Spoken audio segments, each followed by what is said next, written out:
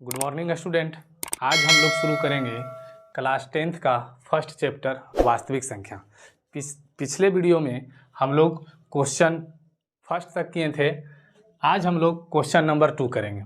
Question क्या कहता है कि दर्शाएं कि प्रत्येक धनात्मक समपूर्णांक 2q के रूप का है एवं प्रत्येक धनात्मक विषम पूर्णांक 2q + 1 के रूप का है, जहाँ q क्या है, एक पूर्णांक है। इसको बनाने के लिए सबसे पहले हम लोग लिखेंगे माना कि ए कोई धनात्मक पूर्णांक है। ए कोई धनात्मक पूर्णांक है जिसे ए से विभाजित करने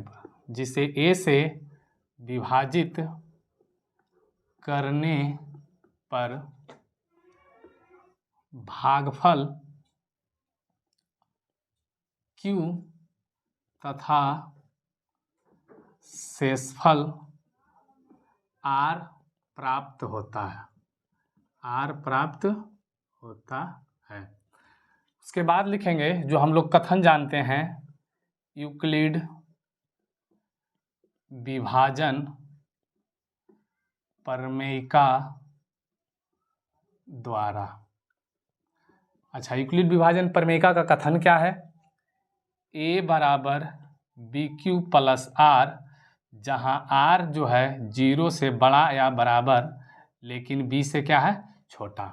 अब ये जो हम लोग लिखे हैं a कोई धनात्मक पूर्णांक है जिसे क्या कर रहे हैं, सॉरी a से नहीं, यहाँ होगा 2 से, जिसे क्या होगा, 2 से विभाजित करने पर भागफल q तथा शेषफल r प्राप्त हो रहा है। तो ये देखिए हमारा ये धनात्मक पूर्णांक है, इसे क्या कर रहे हैं, 2 से विभाजित कर रहे हैं, तो भागफल कितना प्राप्त हो रहा है, q प्राप्त हो रहा है, और शेषफल कितना, r।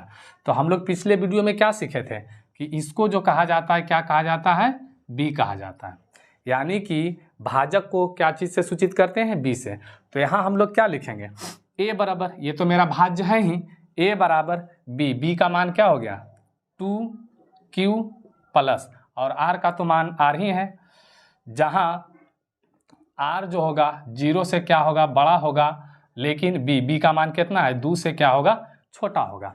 अब इसको हम लोग क्या करेंगे, देखेंगे क्या कि a बराबर हो जाएगा, यहाँ देखिए क्या हो जाएगा, 2 और क्या हो जाएगा, q और प्लस r का मान। देखिए क्या कह रहा है, r का मान कह रहा है 0 से बड़ा या बराबर। तो इस कथन पे हम लोग r का मान क्या रख सकते हैं, यहाँ 0 से बड़ा या बराबर। तो सबसे पहले 0 रखेंगे, तो 2q में 0 जोड़ेंगे तो कोई फर्क पड़ेगा, इस पर कोई फर्क नहीं पड़ेगा, तो यानी कि 2q ही रह जाएगा।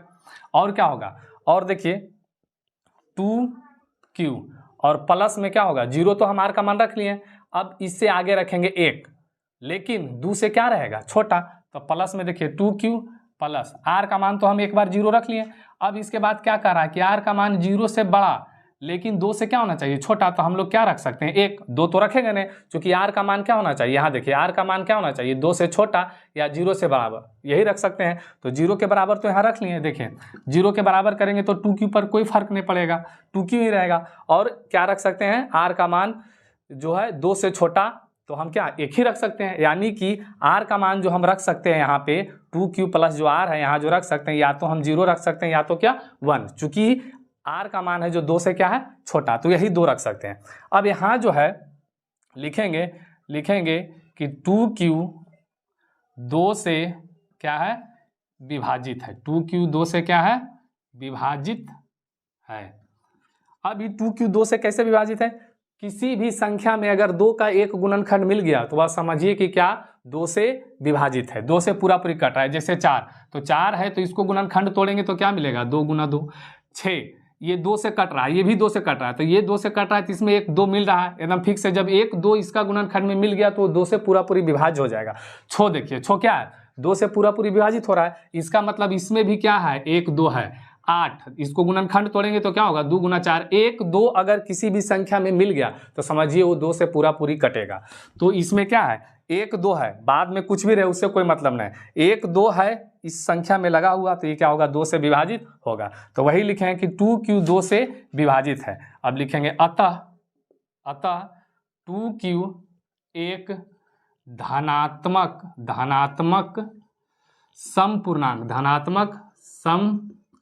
समपूर्णांक के रूप का है। और ये देखिए ये क्या है 2q प्लस 1, 2q प्लस 1 जो है 2 से विभाजित नहीं है, 2 से विभाजित नहीं होगा। अतः क्या 2q प्लस 1 एक धनात्मक विषम पूर्णांक है। जब 2 से विभाजित नहीं होगा तो क्या होगा धनात्मक विषम पूर्णांक है। चलिए नेक्स्ट क्वेश्चन हमारा है क्वेश्चन नंबर 3। क्वेश्चन नंबर 3 क्या कहता है, दिखाएं कि एक धनात्मक विषम पूर्णांक 4q प्लस 1 या 4q प्लस 3 के रूप का होता है जहां q एक पूर्णांक है। तो सेम जैसे हम लोग क्वेश्चन नंबर 2 किए थे उसी तरीका से क्वेश्चन नंबर 3 भी करेंगे। लिखेंगे कि माना कि a कोई धनात्मक पूर्णांक है, a कोई क्या है धनात्मक पूर्णांक है जिसे 4 से विभाजित करने पर, मतलब 4 से भाग देने पर, 4 से विभाजित करने पर भागफल q तथा शेषफल r प्राप्त होता है। और क्या लिखेंगे यूक्लिड विभाजन एल्गोरिथम का कथन लिखेंगे यूक्लिड विभाजन प्रमेय द्वारा। और इसका क्या करेंगे कथन लिखेंगे। तो कथन तो ऑलरेडी अब आप लोग को आध हो चुका होगा। कथन क्या है a बराबर bq प्लस r, जहां r जो होगा 0 से बड़ा या बराबर लेकिन b से क्या होगा छोटा। अब यहाँ लिखेंगे a बराबर b का मान क्या होता है जिससे हम लोग भाग लगाते हैं। देखिए धनात्मक पूर्णांक हम लोग क्या माने हैं a, और भाग किससे लगा रहे हैं 4 से, भागफल मेरा q और शेषफल क्या प्राप्त हो रहा है r, तो जिससे भाग लगाते हैं यानी कि भाजक को क्या बोलते हैं b। तो b के जगह पे क्या हो जाएगा यहाँ 4 और q का मान तो q ही है प्लस r का मान तो r ही रहेगा, r का मान क्या है r ही रहेगा। और यहाँ हो जाएगा 0, r जो है 0 से बड़ा या बराबर लेकिन 4 से क्या हो जाएगा छोटा। अब देखिए हम बैठाएंगे, देखिए a बराबर क्या हो जाएगा 4q प्लस यहाँ देखिए r का मान जो होगा क्या होगा 0 से बड़ा या 0 के बराबर लेकिन 4 से क्या होगा छोटा। तो r का मान जो यहाँ होगा 0 होगा, 1 होगा, 2 होगा, 3 होगा, 4 नहीं होगा, 4 से क्या होगा छोटा। तो सबसे पहले हम यहाँ लेंगे r का मान क्या होगा 0, तो 0 ले सकते हैं। तो 4q में 0 जोड़ेंगे तो उस पर कोई फर्क नहीं पड़ेगा, तो 4q ही रहेगा। अब हम लोग क्या ले सकते हैं 4q प्लस r का मान 1 ले सकते हैं, 4q प्लस r का मान 2 ले सकते हैं, 4q प्लस r का मान क्या ले सकते हैं 3। बस चूंकि यहाँ पर क्या कर रहा है मेरा कथन कर रहा है कि r का मान जो होगा 0 से बड़ा या बराबर, मतलब 0, 1, 2, 3 लेकिन 4 से क्या छोटा, तो ये हमारा कथन होगा। अब इसमें जो होगा ये देखिए 4q हम क्या बताए थे, हम बताए थे कि अगर किसी भी संख्या में 1 2 मिल गया तो 2 से पूरा पूरी आपको कटेगा। तो इसमें क्या है 4 में 2 का गुणनखंड है, ये आपका 2 से कटेगा और क्या कटेगा ये 2 से कटेगा, ठीक है। लेकिन ये 4q प्लस 1 और 4q प्लस 3 है जो क्या होगा 2 से नहीं कटेगा। तो लिखेंगे हम यहाँ कि 4q प्लस 1 तथा 4q प्लस 3 2 से विभाज्य नहीं होगा, अब जब यह 2 से विभाज्य नहीं होगा तो क्या होगा धनात्मक क्या होगा विषम पूर्णांक होगा जब 2 से नहीं कट रहा है। तो 4q प्लस 1 तथा 4q प्लस 3 2 से विभाज्य नहीं होगा। अतः क्या लिखेंगे, अतः 4q प्लस 1 तथा 4q+3 धनात्मक विषम पूर्णांक के रूप का होगा। बस यही तरीका से बनाएंगे। आइए अब हम चलते हैं क्वेश्चन नंबर 4 की ओर। क्वेश्चन नंबर 4 क्या कहता है कि दो पात्रों में 250 और 425 लीटर दूध है। पात्र की महत्तम धारिता क्या है जो दोनों पात्रों के दूध को पूर्ण रूप से माप सके। तो यहाँ हम लोग समझेंगे कि अगर महत्तम धारिता मतलब अधिक से अधिक धारिता पूछ रही है तो हम लोग क्या निकालेंगे, HCF निकालेंगे, और न्यूनतम धारिता कम से कम धारिता पूछेंगे तो क्या निकालेंगे, LCM निकालेंगे। तो यहाँ महत्तम मतलब अधिक से अधिक धारिता पूछ रही है तो हम लोग क्या निकालेंगे, HCF निकालेंगे। तो A बराबर मेरा हो जाएगा, जो बड़ा रहेगा 425, और B बराबर क्या हो जाएगा 250, जहाँ A जो है क्या है, बड़ा है किससे, B से। और लिखेंगे हम लोग कथन यूक्लिड विभाजन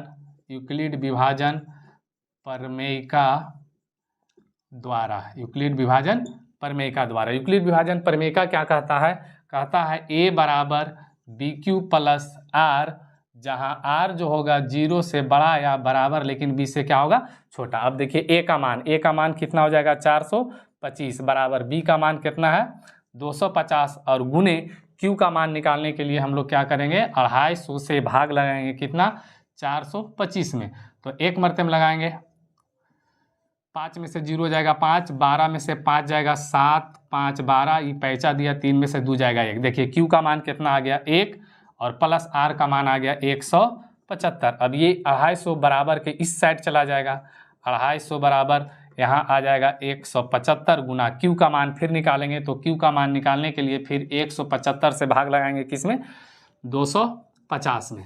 एक मरते में जाएगा 175, 10 में से 5 जाएगा 5, ये पैसा दे दिया, बचेगा 4, 14 में से 7 जाएगा 7, ठीक है, ये बच गया आपका, पैसा लिया तो कट गया, यानी Q का मान कितना हो गया 1, और शेष कितना बचा 75। फिर 175 यहाँ आ जाएगा बराबर की साइड, A का मान हो जाएगा, और जो शेष बचा है वो क्या हो जाएगा, मेरा B का मान हो जाएगा। फिर Q का मान निकालने के लिए फिर से हमको क्या करना पड़ेगा, तो भाग लगाना पड़ेगा 75 से कितना, 175 में। तो 75 दूना 150, 2 मरते में लगेगा, 10 में से 5 गया 5, 5 में से 0 गया 5, 7 में से 5 जाएगा 2, कट जाएगा। देखिए Q का मान कितना प्राप्त हो गया 2, प्लस शेषफल कितना आ गया 25। अब 75 आ जाएगा यहाँ बराबर, ये आ जाएगा 25 गुना Q का मान फिर निकालने के लिए हम लोग को 25 से भाग लगाना पड़ेगा कितना, 75 में। 25 या 75, देखिए शेषफल क्या आ गया 0, शेषफल 0 आ गया, तो Q का मान यहाँ हो गया 3, और प्लस शेषफल क्या आ गया 0। और जब शेषफल 0 आ जाएगा तो ये जो मेरा भाजक है, अंतिम भाजक, यही क्या हो जाएगा आंसर, यानी कि HCF बराबर निकल जाएगा 25 लीटर, ये आंसर। चलिए अब क्वेश्चन नंबर हम 6 को देखेंगे। क्वेश्चन नंबर 5 जो है आपका 4 के जैसा है, यानी कि क्वेश्चन नंबर 5 को आप लोग क्या करिएगा, HCF निकाल लीजिए। देखिए क्वेश्चन नंबर 6 क्या कहता है कि वर्गाकार टाइल्स की न्यूनतम संख्या ज्ञात करें जो एक आयताकार फर्श को ढक सकती है, जिसकी लंबाई और चौड़ाई, लंबाई 16 मीटर 58 सेंटीमीटर तथा चौड़ाई क्या है आपका 8 मीटर 32 सेंटीमीटर है। इसको हम सबसे पहले क्या करेंगे, क्वेश्चन क्या दिया हुआ है, ये देखिए एक आयताकार फर्श है, ये क्या है आपका आयताकार फर्श है, और इसमें वर्गाकार टाइल्स बिछाया गया है। तो इस वर्गाकार फर्श में कितना टाइल्स बिछाया गया है, वह टाइल्स की संख्या निकालना है। तो सबसे पहले हम लोग क्या करेंगे कि इसका HCF ज्ञात करेंगे, और जो HCF निकल के आएगा ना, वो टाइल्स की भुजा ज्ञात होगा, एक टाइल्स का भुजा ज्ञात होगा, ठीक है, एक टाइल्स की भुजा की लंबाई ज्ञात होगा। तो आइए यहाँ पे हम लिखेंगे कि आयताकार फर्श की लंबाई बराबर, आयताकार फर्श की लंबाई कितना है 16 मीटर 58 सेंटीमीटर। तो इसको हम लोग क्या करेंगे, सेंटीमीटर में कन्वर्ट करेंगे। तो सेंटीमीटर में कन्वर्ट करेंगे तो क्या होगा 1658 सेंटीमीटर। और आयताकार फर्श की चौड़ाई कितना दिया हुआ है, आयताकार फर्श की चौड़ाई बराबर कितना है 8 मीटर 832 सेंटीमीटर, तो इसको सेंटीमीटर में बदलेंगे तो 832 सेंटीमीटर। अब देखिए यहाँ ए बराबर क्या हो जाएगा, ए बराबर हो जाएगा 1658 और बी बराबर क्या हो जाएगा 832, यानी कि ए जो है हमारा बड़ा है किससे, बी से। अब लिखेंगे यूक्लिड, क्या लिखेंगे, यूक्लिड विभाजन प्रमेयिका, यूक्लिड विभाजन प्रमेयिका द्वारा। यूक्लिड विभाजन प्रमेयिका क्या कहता है, कथन ए बराबर बी क्यू प्लस आर, जहाँ आर जो होगा 0 से बड़ा या बराबर लेकिन बी से क्या होगा, छोटा होगा। अब ए का मान देखिए कितना हो गया 1658 बराबर बी का मान कितना हो गया 832 गुना क्यू का मान निकालने के लिए हमको 832 से भाग लगाना पड़ेगा किसमें, 1658 में, 1658 में। तो कितना मरतब लगेगा, एक मरतब में 832। देखिए 8 में से 2 जाएगा 6, 5 में से 3 जाएगा 2, 16 में से 8 जाएगा 8, यानी क्यू का मान कितना हो गया 1 और प्लस शेष कितना निकला 826। अब 832 यहाँ चला आएगा जो कि है ए का मान हो जाएगा, अब बराबर बी का मान हो जाएगा 826। अब क्यू का मान निकालेंगे तो 826 से भाग लगाएंगे कितना में 832 में, एक मरतब में जाएगा 826, 12 में से 6 जाएगा 6, यहाँ 2 में से 2 कट जाएगा, ये कट जाएगा। अब देखिए क्या आ गया, क्यू का मान 1 प्राप्त हुआ और शेषफल कितना आ गया मेरा, यानी कि 6। अब 826 यहाँ चला जाएगा बराबर 6 क्या हो जाएगा मेरा, बी का मान हो जाएगा। और क्यू का मान निकालने के लिए 6 से क्या करना पड़ेगा, भाग देना पड़ेगा कितना, यानी कि 826 में, तो 6 एक कम 6, 8 में से 6 चला जाएगा 2, 2 बचेगा, छोतिया 18, 12 में से 8 जाएगा 8 4 12, ये कट गया 6, 8 पचे 40, 8 पचे 40, यहाँ पर कितना बचेगा 6,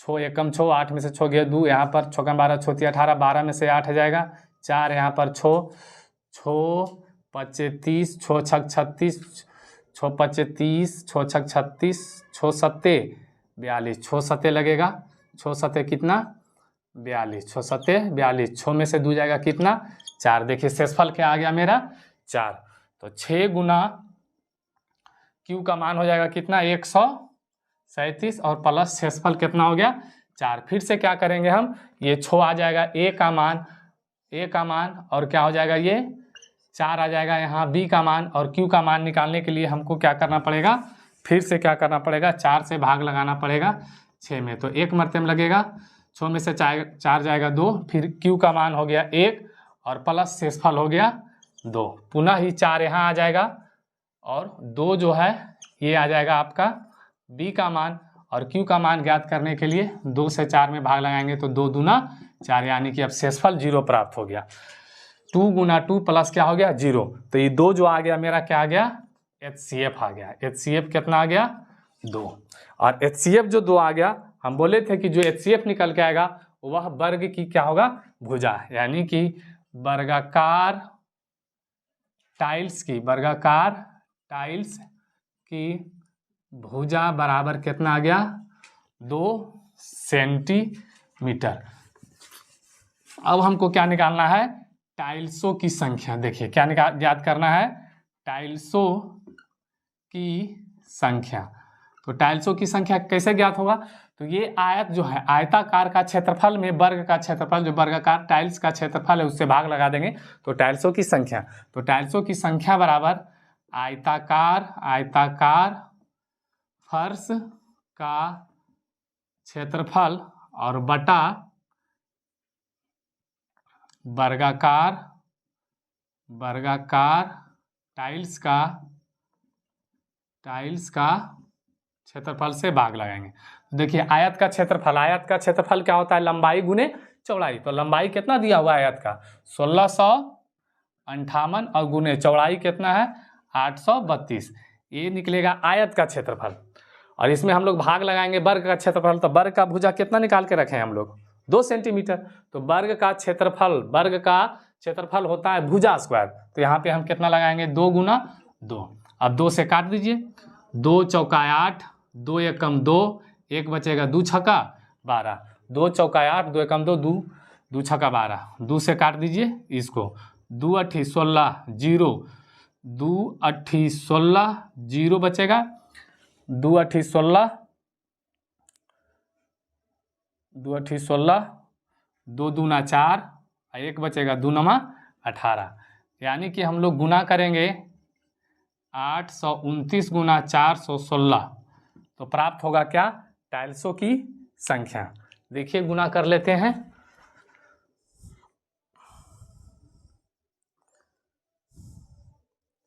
गुना करेंगे 829 गुने 416 तो निकल के क्या आएगा, 34486 ये रहा टाइल्सों की संख्या।